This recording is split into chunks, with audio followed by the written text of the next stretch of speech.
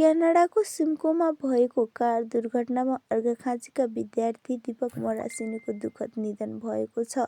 उच्च शिक्षा हासिल गर्न 3 वर्ष अघि सन्धिखर्क नगरपालिका 11 का दीपक क्यानाडाको फ्याक्स कलेज गएका थिए।